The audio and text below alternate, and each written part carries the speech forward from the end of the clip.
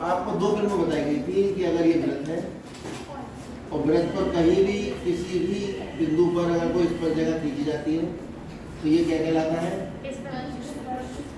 स्पर्श बिंदु को अगर आप वृत्त के केंद्र से मिला दो तो ये त्रिज्या कहलाती है, और त्रिज्या हमेशा स्पर्श रेखा पे क्या होती है?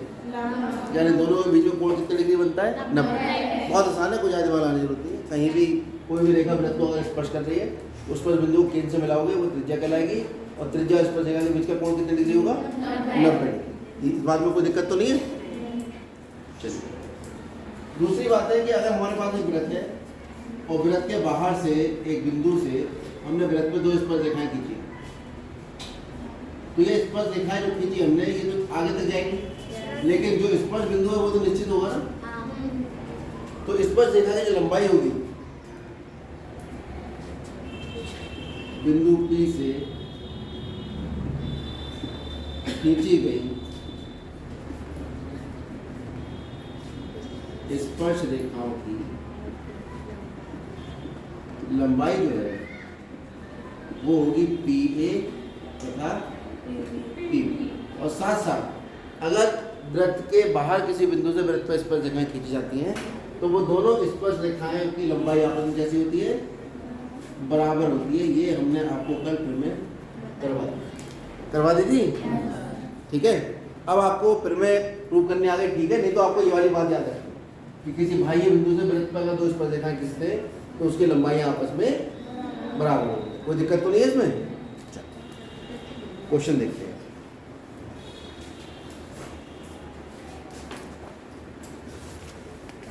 प्रश्नावली 10.2।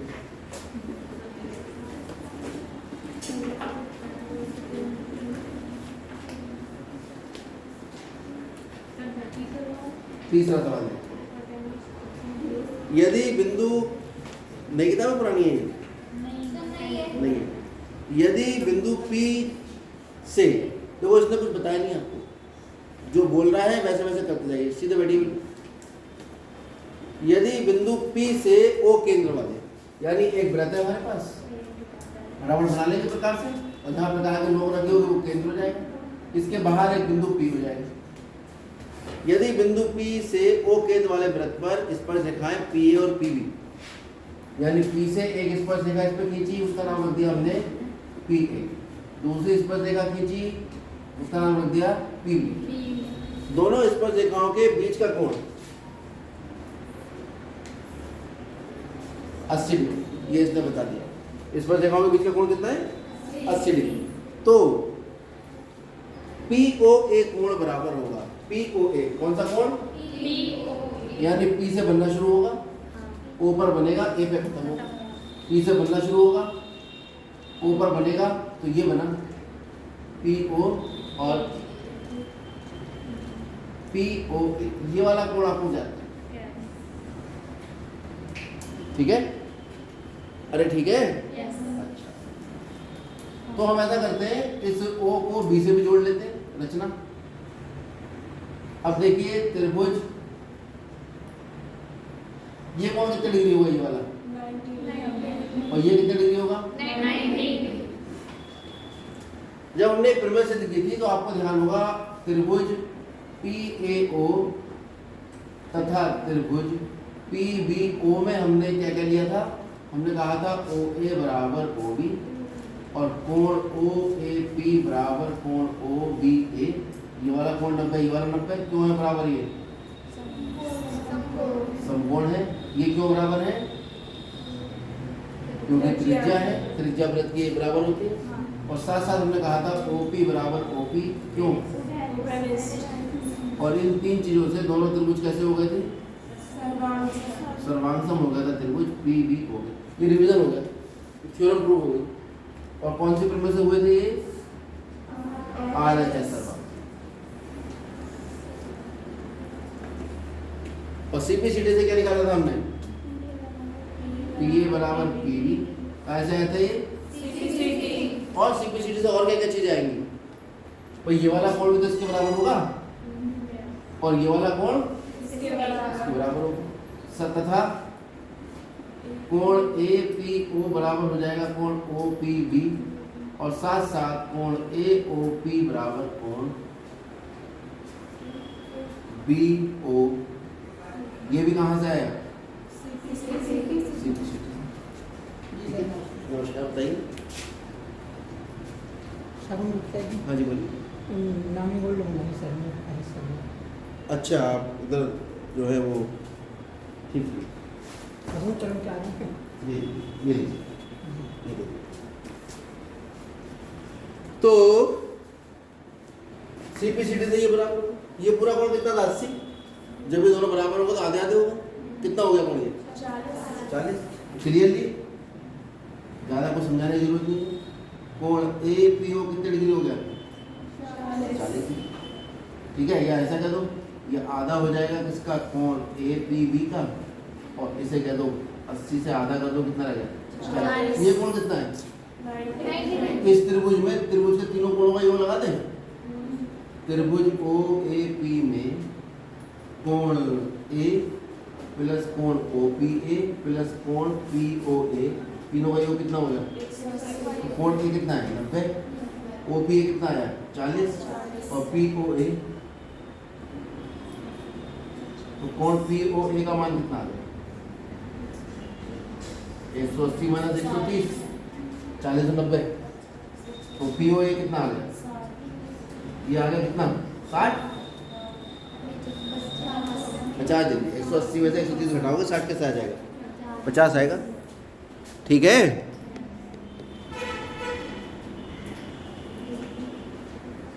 तो उत्तर ढूंढ लो इसमें किताब में, कौन सा ऑप्शन ठीक है? हाँ सही तो है, कौन सा ठीक है? A ठीक है। चौथा सवाल,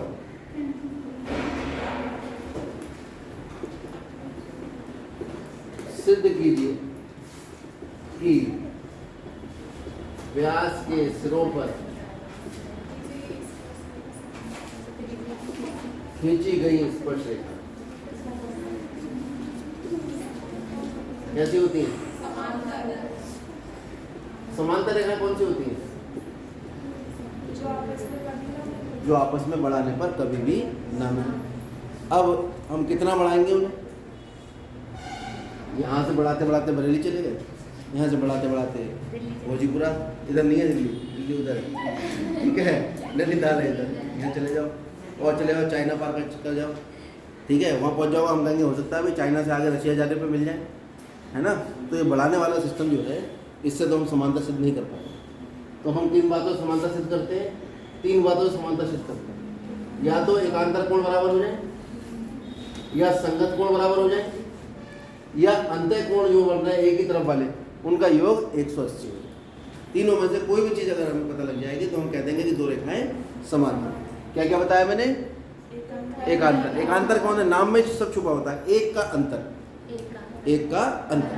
तो एकांतर मतलब हुआ ये, यानी एक इधर और एक एकांतर। अंतर कह रहा हूँ तो अंदर वाले ही, और इधर उधर के कोण है, एक इधर का कोण लेंगे तो दूसरा इधर का कोण लेंगे। अब आपको एक इधर का तो एक इधर का भी ले सकते हैं। ये तो एक ही रेखा में बने कोण है, इनका योग तो 180, इनके बारे में क्या जानकारी होनी चाहिए।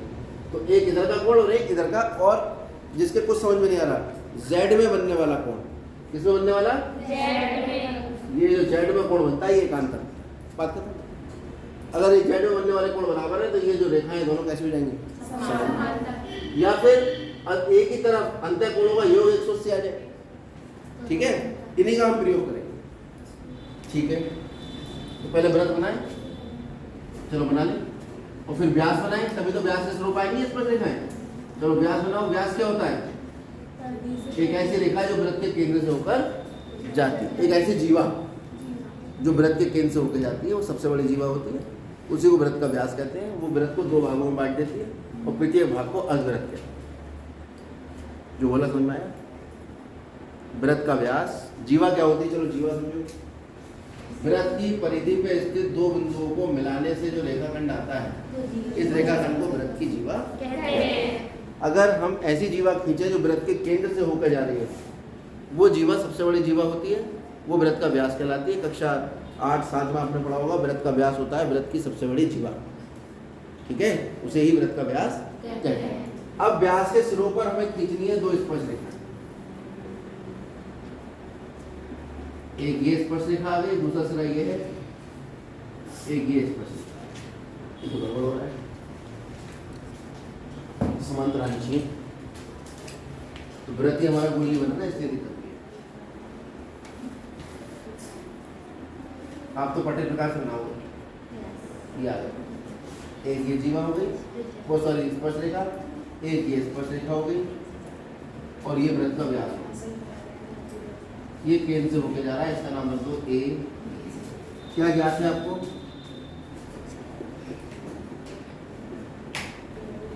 ज्ञात है ए बी जो है वो वृत्त का क्या है?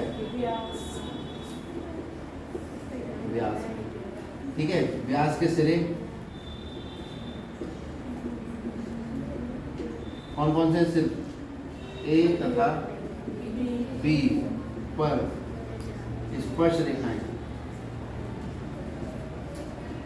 क्रमशः कौन कौन सी है? इसका नाम रख दो एक्स वाई, इसका नाम रख दो पी, और ये एक्स वाई तथा पी क्यू। क्या सिद्ध करना है?